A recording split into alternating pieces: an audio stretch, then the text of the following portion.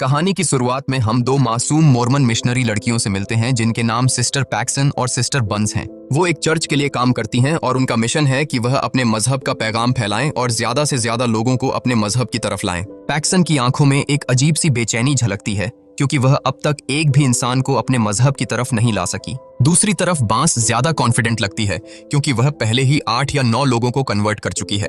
दोनों लड़कियां शहर की वीरान गलियों में घूमती हैं और अपना पैगाम फैलाने की कोशिश करती हैं, लेकिन कोई भी उनकी बात सुनने में दिलचस्पी नहीं लेता। कुछ देर बाद बारिश की भयानक बौछारें शुरू हो जाती हैं और वह दोनों घबराकर अपनी लिस्ट देखती हैं कि अब किसके पास जाना है। वो जल्द ही एक अंधेरे सुनसान इलाके में एक ऐसे आदमी के घर पहुंचती हैं जिसने पहले मोर्मन मजहब में दिलचस्पी जाहिर की थी। वो बाहर डरते डरते अपनी बाइसिकल्स लॉक करती हैं और कांपते हाथों से दरवाजे पर नॉकिंग करती हैं। दरवाजा एक बूढ़ा आदमी खोलता है जिसका नाम रीड है।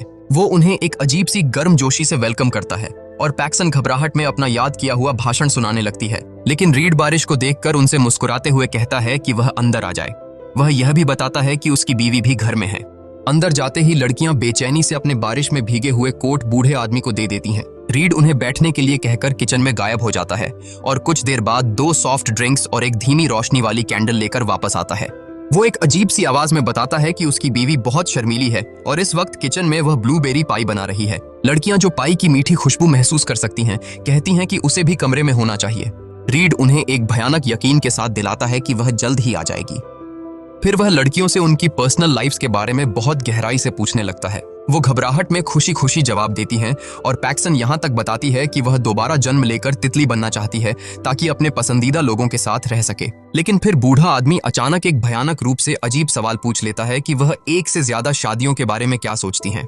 लड़कियां घबराकर वाज तौर पर इसके खिलाफ होती हैं, तो रीड एक खतरनाक लहजे में कहता है कि जोसेफ स्मिथ, जो मोर्मन धर्म का फाउंडर था, उसने कई औरतों से ताल्लुकात कायम किए थे जिसकी वजह से एक से ज्यादा शादियों का रिवाज शुरू हुआ। वो चौंकाने वाला दावा करता है कि स्मिथ ने दूसरे मोर्मन मर्दों को भी एक से ज्यादा शादियां करने के लिए इनकरेज किया। इसीलिए रीड का मानना है कि यह पूरा मजहब जहनसाजी यानी ब्रेन वॉशिंग पर कायम है। बातों के दौरान बांस डर के मारे उसकी बीवी के बारे में पूछती है, तो रीड धीरे से कहता है कि वह उसे बुलाने जा रहा है। जैसे ही वह कमरे से बाहर निकलता है, बांस जलती हुई कैंडल को गौर से देखती है और दहशत में हैरान रह जाती है जब उसे भयानक एहसास होता है कि ब्लूबेरी पाई की खुशबू किचन से नहीं बल्कि इसी कैंडल से आ रही है। इसका मतलब यह था कि बूढ़ा आदमी अब तक उनसे झूठ बोल रहा था और उन्हें किसी बहुत बड़ी योजना का शिकार बनाना चाहता था। लेकिन इससे पहले कि वह यह खौफनाक बात पैक्सन को बता सके, बूढ़ा आदमी चुपके से वापस आ जाता है और उनसे रहस्यमय अंदाज में कहता है कि वह उसके साथ अंदर चलें जहां उसकी बीवी उनका इंतजार कर रही है। लेकिन अंदर जाने से पहले बांस घबराहट में ऐसा जाहिर करती है जैसे उसे अपने सीनियर की कॉल आ रही हो, तो रीड उन्हें संदेह भरी नजरों से कुछ वक्त दे देता है। फिर बांस दहशत में घबराकर पेस्टन से कहती है कि उन्हें फौरन यहां से निकलना चाहिए क्योंकि उसे इस आदमी में कुछ भयानक रूप से अजीब लग रहा है। वो जान बचाने के लिए जल्दी से मेन दरवाजे की तरफ बढ़ती हैं, लेकिन फिर उन्हें खौफनाक एहसास होता है कि उनकी बाइक की चाबी बांस के कोट में है। इसके बावजूद वह दरवाजा खोलने की जानलेवा कोशिश करती हैं, लेकिन वह बंद होता है और जितनी भी घबराई हुई कोशिश करें वह उसे खोल नहीं पाती। पैक्सन कांपते हाथों से चर्च में किसी को फोन करने की कोशिश करती है, लेकिन सिग्नल नहीं आता, जो कि बहुत भयानक और अजीब बात है। इसी लम्हे अचानक लाइट चली जाती है और पूरा घर एक भयानक अंधेरे में डूब जाता है। कोई और रास्ता न देखकर लड़कियां दहशत में रीड को ढूंढने का फैसला करती हैं ताकि उससे मदद मांग सकें। वह डर से कांपती हुई अंधेरे रास्ते में चलती हैं और जल्दी ही एक रहस्यमय स्टडी रूम में पहुंचती हैं जहां 2 और दरवाजे होते हैं। वहीं उन्हें रीड नजर आता है। लड़कियां घुटन भरी आवाज में उसे बताती हैं कि उनके सीनियर की कॉल आई थी और उन्हें फौरन चर्च वापस जाना है। यह सुनकर रीड एक खतरनाक मुस्कान के साथ खुशी से कहता है कि वह जा सकती हैं और उनके कोट वापस कर देता है। लेकिन वह सदमे में हैरान रह जाती हैं जब उन्हें पता चलता है कि साइकिल की चाबी बांस की पॉकेट में नहीं बल्कि पैक्सन की पॉकेट में है। फिर भी वह भागने के लिए जाने का फैसला करती हैं और रीड से डरते डरते कहती हैं कि वह मेन दरवाजा खोल दे। लेकिन रीड एक भयानक ठंडी आवाज में बताता है कि यह मुमकिन नहीं है क्योंकि दरवाजे के लॉक्स टाइमर पर लगे हैं और वह अगली सुबह तक नहीं खुलेंगे और बाहर जाने का एक ही रास्ता पिछला दरवाजा है। यह सुनकर लड़कियां दहशत में घबरा जाती हैं और समझ नहीं पाती कि क्या करें। हालात और भी खौफनाक हो जाते हैं जब रीड अचानक एक जानलेवा लहजे में कहता है कि वो झूठ न बोलें क्योंकि उसे मालूम है कि किसी ने भी उन्हें फोन नहीं किया था। वो एक चिल्लाती हुई खामोशी में बताता है कि घर की छत और दीवारें मेटल से ढकी हुई हैं जो किसी भी नेटवर्क सिग्नल को रोक देती हैं। यह सुनकर बांस दहशत भरे गुस्से में दरवाजों की तरफ इशारा करती है और घुटी हुई आवाज में पूछती है कि बाहर जाने वाला रास्ता कौन सा है। लेकिन रीड कोई साफ जवाब नहीं देता। फिर पैक्सन कांपती हुई आवाज में उससे कहती है कि वो अपनी बीवी को बुलाए ताकि वह उनको बाहर ले जा सके। इसके जवाब में रीड एक खौफनाक मुस्कान के साथ मुस्कुराकर कहता है कि वह पहले ही उस खुशबूदार कैंडल को देख चुकी हैं और जानती हैं कि वहां कोई ओवन या फायर नहीं है, लेकिन वह अब भी यही समझती हैं कि उसकी बीवी वाकई मौजूद है, बिल्कुल इसी तरह जैसे वो गॉड पर यकीन रखती हैं, सिर्फ इसलिए कि यह बचपन से उनके जहन में बिठाया गया है। यह सुनकर दोनों लड़कियां दहशत में बहुत घबरा जाती हैं।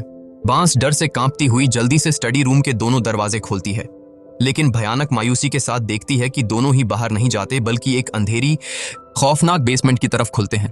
दूसरी तरफ मोर्मन चर्च में एक पादरी जिसका नाम कैनेडी है दिन खत्म करने वाला होता है, लेकिन वह बेचैनी से डेली अटेंडेंस का रिकॉर्ड देखता है और घबराकर नोट करता है कि बांस और पैक्सन अभी तक वापस नहीं आई हैं, तो वह शदीद परेशान हो जाता है।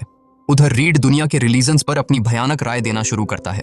वह एक खतरनाक यकीन के साथ बताता है कि फैक्ट्स के मुताबिक तमाम बड़े तौहीदी मज़ाहिब जिनमें यहूदियत, ईसाइयत, इस्लाम और मोरमनिज्म शामिल है, एक ही बुनियादी कॉन्सेप्ट से मुख्तलिफ शक्लों में निकले हैं। फिर रीड ठंडे लहजे में कहता है कि यहूदियत को असल मजहब समझना चाहिए क्योंकि यह उन तमाम मज़ाहिब की जड़ है, लेकिन आज दुनिया की सिर्फ 0.2% आबादी यहूदियत पर अमल करती है, जबकि उसकी नकल करने वाले मज़ाहिब के फॉलोअर्स की तादाद बहुत ज्यादा है।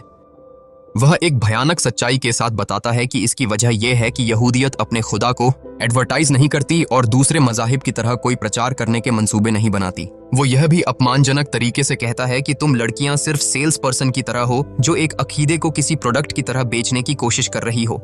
इसके बाद रीड एक खौफनाक अंदाज में दोनों दरवाजों पर बिलीफ और डिसबिलीफ लिखता है और लड़कियों को चैलेंज देता है कि वह उनमें से किसी एक को चुनकर बाहर निकले। पैक्सन घबराकर डिसबिलीफ वाले दरवाजे में एंटर होने की कोशिश करती है, लेकिन बांस उसे डर से रोके लेती है और कांपती हुई आवाज में कहती है कि इससे कोई फर्क नहीं पड़ता क्योंकि वह उन्हें जाने नहीं देगा। फिर बांस दहशत भरे साहस के साथ बिलीफ वाले दरवाजे में एंटर होने का फैसला करती है और पैक्सन भी डरते डरते उसके पीछे चलती है। वो रीड से कांपती हुई आवाज में पूछती है कि क्या वह नहीं आएगा, लेकिन वह खौफनाक खामोशी से दरवाजा बंद कर देता है। वो जल्द ही एक भयानक अंधेरी बेसमेंट में पहुंचती हैं, जहां सिर्फ एक पुरानी टेबल और एक फोल्ड होने वाली चेयर होती है। बांस घबराहट में टेबल को खिसकाती है और उसके ऊपर चेयर रखकर ऊंची खिड़की तक पहुंचने की जानलेवा कोशिश करती है, लेकिन जैसे ही वह सीढ़ियों के ऊपर वाले दरवाजे के खुलने की डरावनी आवाज सुनती हैं, वो दहशत में जल्दी से फर्नीचर को वापस अपनी जगह पर रख देती हैं। फिर बंस घबराकर पैक्सन को एक लेटर ओपनर देती है जो उसने रीड के स्टडी रूम से उठाया था और उससे कांपती हुई आवाज में कहती है कि अगर रीड उन्हें नुकसान पहुंचाने की कोशिश करे तो इसे इस्तेमाल करें। कुछ खौफनाक लम्हों बाद कोई बेसमेंट में आता है और लड़कियां दहशत में समझती हैं कि यह रीड है, लेकिन वह सदमे में हैरान रह जाती हैं जब देखती हैं कि यह एक नंगे पैर औरत है जो एक गंदे फटे लिबास में है और बहुत कमजोर और भयानक रूप से बहुत ज्यादा बूढ़ी है। वो औरत खौफनाक खामोशी से एक पाई टेबल पर रखती है और फिर अचानक जमीन पर भयानक तरीके से झटके खाने लगती है। इसी दौरान रीड बेसमेंट में लगे स्पीकर्स के जरिए लड़कियों से एक भयानक लहजे में बात करना शुरू कर देता है। रीड ठंडी आवाज में कहता है कि यह औरत एक प्रॉफिट है और आज वो दोनों एक खौफनाक चमत्कार देखने वाली हैं। कुछ ही देर बाद वह औरत दर्द में तड़पते हुए पाई खाने लगती है और रीड भयानक यकीन के साथ बताता है कि इसमें जहर है और वह जल्द ही मर जाएगी। दोनों लड़कियां दहशत के शदीद सदमे में आ जाती हैं, लेकिन रीड उन्हें एक खौफनाक यकीन दिलाता है कि वह औरत जल्द ही गॉड की ताकत से दोबारा जिंदा हो जाएगी। बांस और पैक्सन खौफ के भयानक आलम में देखती हैं कि वो औरत टेबल पर गिर जाती है और तड़प तड़प कर दम तोड़ देती है। इसके बाद रीड उन्हें दहशत भरे हुक्म देता है कि वो औरत की हालत चेक करें। लड़कियां डर से कांपती हुई घबराहट के साथ उसकी पल्स और सांस देखती हैं और आखिर इस खौफनाक नतीजे पर पहुंचती हैं कि वह वाकई मर चुकी है। लेकिन रीड भयानक पूरे यकीन से कहता है कि वह जल्द ही वापस आएगी और उन्हें मरने की दुनिया के बाद के बारे में बताएगी। इसी लम्हे अचानक बेल बजती है और रीड दरवाजा खोलने के लिए चला जाता है। लड़कियां दहशत में जोर जोर से चीखने लगती हैं, लेकिन उनकी दर्द भरी आवाज मेन दरवाजे तक नहीं पहुंचती। उधर घर के बाहर बर्फानी तूफान में खड़े इंसान का चेहरा नजर आता है। वह कैनेडी होता है। कैनेडी बेचैनी से पूछता है कि क्या रीड ने चर्च की लड़कियों को देखा है जो उसे मिलने आने वाली थी, लेकिन रीड ठंडे लहजे में जवाब देता है कि उसने उन्हें नहीं देखा और वह उसके घर नहीं आई थी।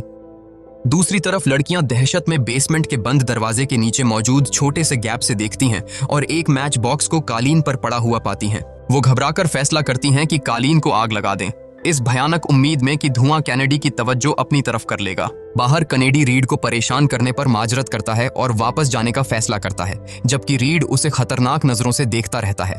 उधर बेसमेंट में लड़कियां दहशत में आहिस्ता आहिस्ता कालीन को सीढ़ियों की तरफ खींचती हैं और आखिर मैच बॉक्स तक पहुंचने में कामयाब हो जाती हैं। लेकिन जब वो सीढ़ियों से नीचे आती हैं तो पैक्सन खौफ में देखती है कि औरत की लाश अपनी असली जगह से थोड़ी सी हिल चुकी है। बांस उसकी बात को घबराकर इग्नोर करती है और माचिस जलाने पर तवज्जो देती है, लेकिन वो उसे जलाने में नाकाम रहती है। अचानक वह मुर्दा औरत भयानक तरीके से हरकत में आ जाती है और खून से सनी उल्टी करने लगती है। फिर वह अचानक एक डरावनी आवाज में बोलना शुरू करती है और तड़पते हुए बताती है कि उसने मरने के बाद क्या देखा। आखिर में वह एक ही जुमला दहशत से दोहराती है कि यह हकीकत नहीं है। इसी लम्हे रीड भी बेसमेंट में आ जाता है और उस औरत को खतरनाक तरीके से लड़कियों से दूर खींच लेता है। वो एक भयानक यकीन के साथ कहता है कि जो अल्फाज उन्होंने अभी सुने हैं वह मुकद्दस हैं और उन्हें मजहबी किताबों में लिखा जाएगा। फिर वह लड़कियों को दहशत भरे अंदाज में उकसाता है कि वह भी मरकर जिंदगी के बाद के राजों को जान सकती हैं। वह खौफनाक दावा करता है कि इससे उन्हें वाज जवाब मिल जाएगा कि मरने के बाद की दुनिया का कोई वजूद नहीं। लेकिन बांस कांपती हुई आवाज में बहस करती है कि जो कुछ उस औरत ने देखा वो सिर्फ एक वहम था जो मौत के करीब होने की वजह से हुआ। वो दर्द भरी आवाज में बताती है कि जब वो छोटी बच्ची थी तो फूड पॉइजनिंग की वजह से शदीद बीमार हो गई थी और उसे मुर्दा करार दिया गया था। उस खौफनाक वक्त बांस ने भी वही चीजें देखी थी जो उस औरत ने बताई, लेकिन फिर वह जिंदगी की तरफ वापस आ गई। यह कहकर वह पैक्सन को घबराहट में इशारा करती है कि हमला करें, लेकिन इससे पहले कि पैक्सन कुछ कर सके रीड अचानक भयानक तरीके से चाकू से बांस का गला काट देता है। यह खौफनाक मंजर देखकर पैक्सन दहशत में शदीद घबरा जाती है और घबराहट में दरवाजा पीटते हुए जोर जोर से दर्द भरी चीखों में मदद के लिए चीखने लगती है। लेकिन रीड खतरनाक सुकून से उसे देखता रहता है और भयानक लहजे में कहता है कि उसे डरने की जरूरत नहीं है। वो खौफनाक दावा करता है कि बांस किसी भी लम्हे दोबारा जिंदा हो जाएगी, बिल्कुल उसी तरह जैसे वह पहले वाली औरत हुई थी। लेकिन कुछ दर्दनाक मिनट गुजर जाते हैं और बांस वापस नहीं आती। तभी रेड उसका दाया बाजू भयानक तरीके से चीरकर अंदर से एक मेटल का टुकड़ा निकाल लेता है। फिर वह पैक्सन को वह मेटल का टुकड़ा दिखाता है और खौफनाक दावा करता है कि यह एक माइक्रोचिप है। वो एक भयानक यकीन के साथ कहता है कि बांस हकीकत में एक इंसान नहीं बल्कि एक कंप्यूटर प्रोग्राम थी जो इस दुनिया की सिमुलेशन में डाली गई थी और यही वजह है कि बांस दोबारा जिंदा नहीं हो सकती। वो मजीद डरावने लहजे में कहता है कि यह दुनिया सिर्फ एक सिमुलेशन है और असल दुनिया तक पहुंचने का वाहिद रास्ता मौत है। फिर वो पैक्सन को खौफनाक तरीके से खुदकुशी करने पर रुखसाता है, लेकिन पैक्सन कांपते हुए सोचती है कि यह मेटल का टुकड़ा असल में एक बर्थ कंट्रोल इम्प्लांट है। फिर वह दहशत में समझाने लगती है कि यह सारा दोबारा जिंदा होने का मामला सिर्फ रीड का बनाया हुआ एक खौफनाक फरेब है। सब कुछ बारीकी से देखने के बाद पैक्सन घबराकर कहती है कि जब कैनेडी की वजह से उनका ध्यान हट गया था तो एक दूसरी औरत खुफिया दरवाजे से बाहर आई थी जिसने मरने वाली औरत की तरह कपड़े पहने हुए थे। यह औरत मुर्दा औरत की जगह पर आ गई और रीड के लिखे हुए स्क्रिप्ट को दोहराने लगी, लेकिन उसने बगैर सोचे समझे एक ऐसा जुमला बोल दिया जो रीड के स्क्रिप्ट में शामिल नहीं था और कह दिया कि यह हकीकत नहीं है। इसलिए बांस का भयानक कत्ल और पैक्सन को नकली दुनिया के वजूद का यकीन दिलाने की रीड की खौफनाक कोशिश, सब कुछ उसके नाकाम प्लान को छुपाने के लिए घड़ा गया था। यह सब कहने के बाद पैक्सन दहशत में बेसमेंट में छुपे हुए दरवाजे ढूंढने लगती है। आखिर उसे एक खुफिया दरवाजा मिल जाता है जो एक और भयानक बेसमेंट की तरफ खुलता है। रीड उसे खतरनाक लहजे में वर्ण करता है कि वह अंदर ना जाए जब तक कि वह सच्चे मजहब को ढूंढने के लिए तैयार ना हो। लेकिन इन सब खौफनाक वाकयात के बावजूद पैक्सन दहशत भरे साहस के साथ आगे बढ़ने का फैसला करती है क्योंकि वह हकीकत जानना चाहती है। फिर वह एक अंधेरी डरावनी सुरंग से नीचे उतरती है और वहां एक औरत की सड़ती हुई लाश देखती है जो उसकी बातों को सच साबित करती है। इसी दौरान रीड भयानक तरीके से दरवाजा बंद कर देता है, लेकिन पैक्सन अपने मोबाइल की कांपती रोशनी का इस्तेमाल करके मजीद गहराई में चलती रहती है। वो दहशत में सुरंगों की खोज शुरू कर देती है और कई दरवाजे और कमरे देखती है जो खुफिया निशानात और भयानक शैतानी रसूमात के निशानात से भरे होते हैं।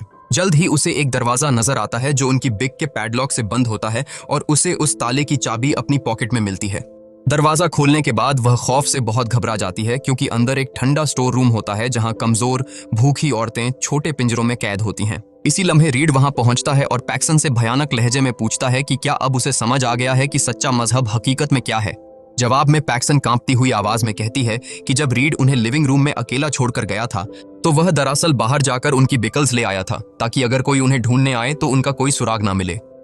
उन्होंने लगा था कि रीड ने गलती से चाबी गलत पॉकेट में डाल दी है, लेकिन उसने यह सब जानबूझकर किया था क्योंकि उसने पहले से हर चीज भयानक तरीके से प्लान की हुई थी ताकि पैक्स्टन को इसी खौफनाक जगह तक पहुंचाया जा सके क्योंकि वह अपनी मर्जी से यहां तक नहीं पहुंची।